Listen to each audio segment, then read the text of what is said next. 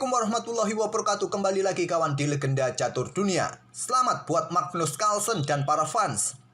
Magnus Carlsen menjadi juara Grand Chess Tour 2023 seri ketiga Super United Rapid dan Blitz Kroasia. Artinya dua seri sudah dimenangkan oleh Magnus Carlsen.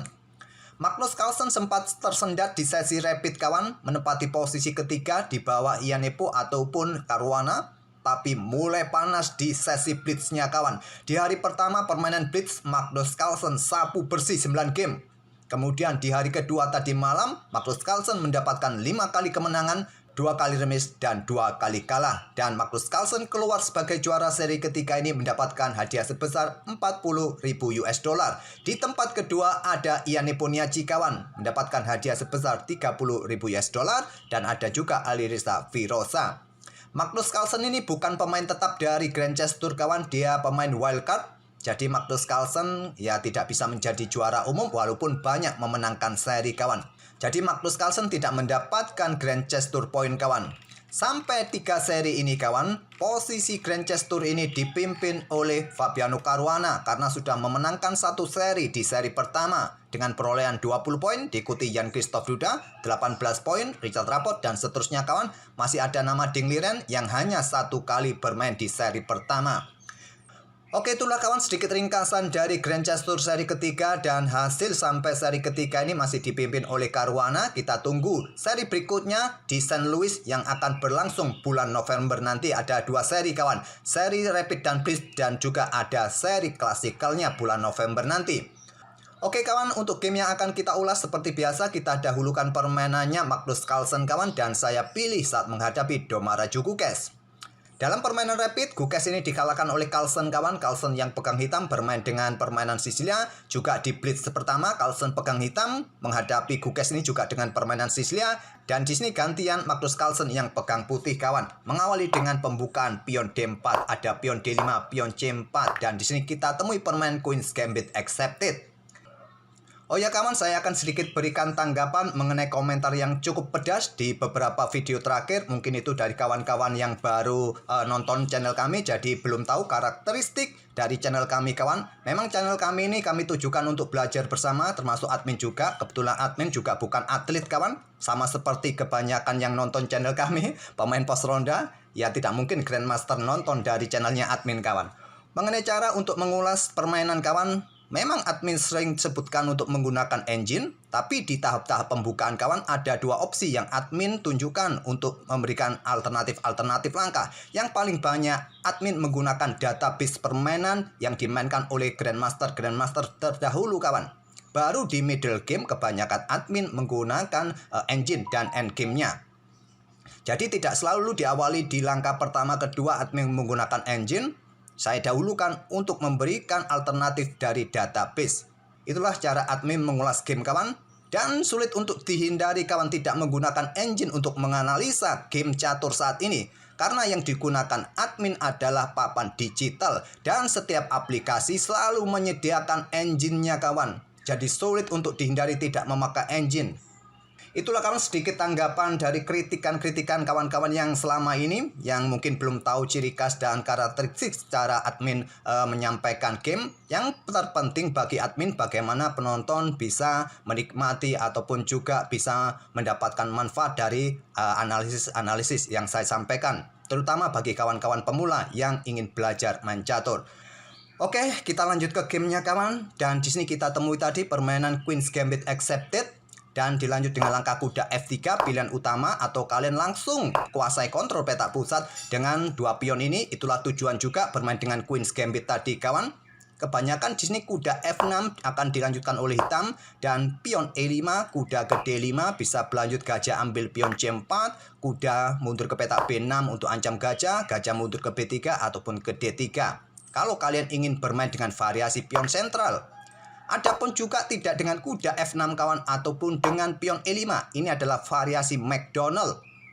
Putih akan melanjutkan kuda F3, hitam melanjutkan baku hantam pion E pukul pion D4, putih akan ambil pion C4. Dan setelah kuda C6, putih bisa melakukan rokade, hitam bisa melanjutkan gajah E6, pertukaran gajah E6, dan menteri putih keluar ke B3, ancam pion di sini, ancam pion di sini, menteri hitam keluar untuk pertahankan pion pusat, melepaskan pion yang ada di petak B7. Kalian ambil, nanti benteng ini juga bisa bergeser, atau kalian melanjutkan dengan gajah F4, terserah kalian kawan. Oke, kita lanjut ke permainan aslinya. Jalur utama dipilih oleh Magnus Carlsen dengan kuda F3, kuda F6. Dan di sini kawan, kuda C3 atau bermain dengan pion E3 merupakan dua pilihan terpopuler. Kalau engine sendiri, pion E3 kawan yang terkuat, atau tetap kuda C3 atau menteri ke petak A4. Inilah yang dipilih oleh Magnus Carlsen, pilihan nomor 3, menteri A4 skak. Blokade oleh kuda B ke D7 atau yang paling banyak juga dengan pion C6 kawan. Magnus Carlsen tadi sudah keluar dari jalur utamanya, kita sudah bermain di jalur sampingan sekarang. Dan Carlsen ambil pion C4 sekarang, pion E6 untuk keluarkan gajah gelap, ada gajah gelap G5, dan di sini pion C5, lanjut Domara Jukukes menantang pertukaran. Carlsen menahan diri, bermain dengan pion E3, perkuat posisi pionnya, juga buka akses gajahnya segera berkembang agar bisa segera rokade, dan Domara Jukukes melanjutkan pertukaran dengan pion C pukul pion D4, menteri ambil balik pion D4, memberikan kesempatan tempo gajah gelap keluar ke C5, menteri bergeser ke A4, menteri hitam keluar ke petak B6, coba ancam pion, menteri mundur ke C2, backup pion. Di sini Domara Jukukes langsung rokade, Magnus Carlsen masih butuh mengeluarkan gajah untuk segera rokade di langkah berikutnya, ataupun pengembangan kuda C3, kuda B ke D2 juga bisa jadi pilihan bagi putih kawan. Carlsen memilih mengembangkan kuda C3 terlebih dahulu. Dan di sini ada opsi kuda bergerak ke D5 menantang pertukaran menghindari tekanan dari gajah gelap ini kawan. Salah satu pilihan yang bagus juga. Atau bergerak dengan gajah B4. Inilah pilihan dari Domara Jukukes untuk ancam kuda di petak C3. Dibiarkan saja oleh Carlsen kawan dengan gajah E2 agar bisa segera rokade, dan kuda ke pusat ke D5 masih bisa jadi pilihan kawan, tapi memilih pertukaran gajah sikat kuda C3 skak. Diambil balik menggunakan pion, Magnus Carlsen masih bisa bermain dengan sepasang gajahnya melawan sepasang kuda. Di sini menteri mundur ke petak C7. Kenapa tadi Magnus Carlsen ini harus merelakan struktur pionnya rusak kawan? Kenapa tidak diambil balik menggunakan menteri saja? Karena gajah gelapnya jatuh kawan. Carlsen tidak ingin gajahnya jatuh, dia ingin bermain dengan sepasang gajah karena ada kuda E4, garbu menteri, garbu gajah. Nanti akan terjadi keseimbangan kualitas perwira, gajah terang ditemani satu kuda. Oke, kembali lagi ke langkah aslinya. Magnus Carlsen merelakan struktur pionnya terpisah. Pion B ambil balik gajah C3, menteri mundur ke C7, selanjutnya rokade di sini Magnus Carlsen, kemudian pion B6, keluarkan gajah untuk di via Gento di langkah berikutnya. Lajur C siap diisi salah satu benteng, pressure pion terpisah ini kawan. Ada gajah bergerak mundur ke F4 terlebih dahulu. Blokade oleh pion E5, gajah mundur ke G3, gajah B7, lanjut Domara Jukukes. Dan di sini ada benteng F bergeser ke D1, balasan Magnus Carlsen, benteng AC8 tekan pion di sini, dan selanjutnya gajah D3 melepaskan pion. Melepaskan pion C3 kawan bisa diambil oleh menteri ataupun melepaskan kuda disikat oleh gajah terang. Nanti tersisa sepasang gajah melawan sepasang kuda. Tentu sekali lagi mengorbankan struktur pion jika diterima oleh hitam kawan.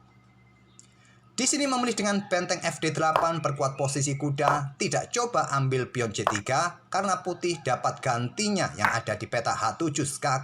Diambil oleh kuda, baru menteri pukul menteri, diambil balik oleh benteng, benteng mendapatkan kuda, benteng putih bisa menempati baris ke-7 tempo ancam gajah. Oke, kembali lagi ke langkah aslinya kawan. Jadi butuh backup kuda di petak D7 terlebih dahulu agar tidak terkena discover ini, dan di sini gajah bergerak ke petak F5, pin kuda, pressure kuda bersama benteng, dan Domara Jukukes juga belum tertarik untuk ambil pion ini kawan, melakukan pertukaran gajah terang sikat kuda F3 terlebih dahulu. Diambil balik oleh pion G, struktur pion Magnus Carlsen semakin rusak kawan. Tapi permainan berlanjut, benteng bergeser ke A8, menghindari pin-pinan dari gajah terang. Kenapa sih dari tadi pion ini tidak berani diambil oleh hitam kawan? Karena jawabannya seperti ini, pertukar menteri, diambil balik oleh benteng, dan gajah ambil pionnya ada di peta E5, serang benteng, serang kuda di sini kawan. Dan jika kuda pukul gajah, benteng juga jatuh, terpaksa ini benteng mungkin mundur ke peta J8, dan di sini putih bisa melanjutkan sikat kuda F6. Dan coba lihat, dengan dukungan benteng, kuda ini juga jatuh. Tidak bisa terkoneksi lagi dengan saudaranya kawan. Kuda ambil balik gajah F6 dan bisa berlanjut gajah ambil benteng. Dan putih akan unggul kualitas perwira kawan. Oke, kembali lagi ke langkah aslinya. Oleh karena itu, walaupun dalam posisi yang tersisa 1 menit, Gukes masih bisa melihat ancaman itu kawan. Pilihan terbaik memang dengan benteng A8 dari Domaraju Gukes. Sekarang pion F4 dan baku hantam di peta F4 diambil balik oleh gajah. Kemudian menteri bergeser ke peta B7 menghindari serangan gajah. Dan gajah terang mundur ke peta H3. Coba reposisi untuk mendapatkan diagonal terang panjang. Kuda bergerak ke peta C5, lanjut Domaraju Gukes di sini, ada gajah G2 dan kuda F yang lompat ke peta E4, blokade ancaman kawan, kemudian benteng diangkat naik oleh Magnus Carlsen untuk pressure kuda E4 bersama menteri bersama gajah. Di sini di backup dengan pion F5. Benteng digeser ke lajur E, backup kuda merupakan pilihan terkuat. Dan seperti yang kalian lihat kawan, permainan sekarang mulai terbuka. Tentu ini menjadi keuntungan bagi Magnus yang masih mempunyai sepasang gajah untuk melawan kuda. Memang dalam permainan tertutup, kita sering kerepotan terhadap langkah manuver-manuver kuda kawan. Tapi dalam permainan terbuka semacam ini, ya mudah untuk dilihat pergerakan kuda ini mau kemana. Apalagi masih mempunyai sepasang gajah yang range serangannya lebih jauh kawan daripada kuda. Putih bisa menyerang dari jarak jauh, sedangkan kuda ini harus mendekati posisi pertahanan lawan. Permainan berlanjut, tadi dengan pion F5 Domaraju Gukes merespon Magnus Carlsen. Magnus Carlsen menumpuk benteng di lajur D, dan Gukes mengawali pertukaran benteng pukul benteng D4, diambil balik oleh pion C, ada satu pion bebas di lajur pusat kawan, punyanya Magnus Carlsen, ancam kuda. Kuda mundur ke E6, ancam gajah gelap. Gajah dipertahankan ke E5, coba pressure peta G7 dan benteng D8. Benteng C8 tadi ya terbilang sangat logis juga dimainkan kawan untuk mendapatkan tempo serang menteri untuk kuasai lajur C yang terbuka penuh, tapi memilih lajur D. Ada benteng C1, langsung kuasai lajur C kawan. Pion H6 berikan ruang bagi raja. Di sini ada menteri bergerak ke B3, pressure kuda, pin kuda kawan. Menteri F7 blokade pin-pinan, benteng diangkat ke C6, pressure kuda ini.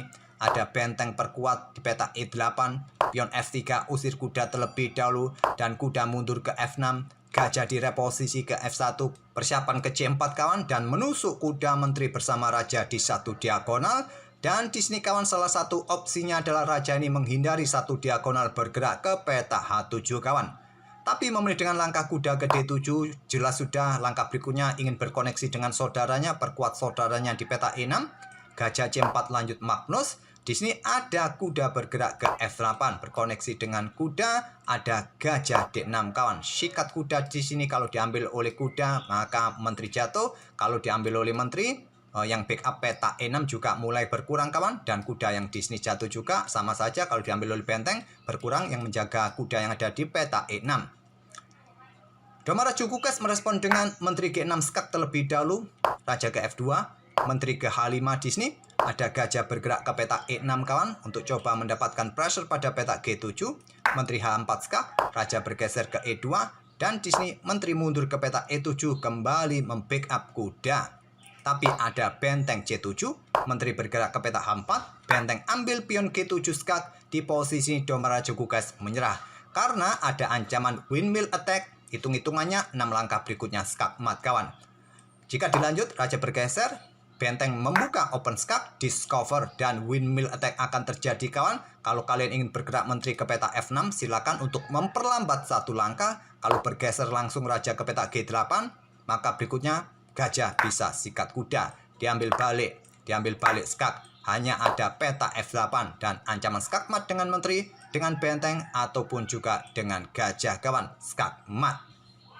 Oke, itulah kawan tadi permainan Magnus Carlsen, semoga bisa menghibur kalian. Dan sekali lagi terima kasih banyak atas kritikan kawan-kawan selama ini. Tanpa kritikan kawan-kawan sejak awal channel ini tidak mungkin bisa jadi seperti ini, tidak bisa berkembang seperti ini. Karena di awal-awalnya dulu belepotan sekali admin ini menjelaskan permainan catur kawan. Sekali lagi kalian luar biasa dengan saran dan kritiknya. Sekali lagi juga jangan lupa untuk like video kami kawan, subscribe, ataupun jika perlu kalian silakan share, tak ada masalah. Oke, terima kasih sekali lagi. Kita akan bertemu di video-video berikutnya. Wassalamualaikum warahmatullahi wabarakatuh.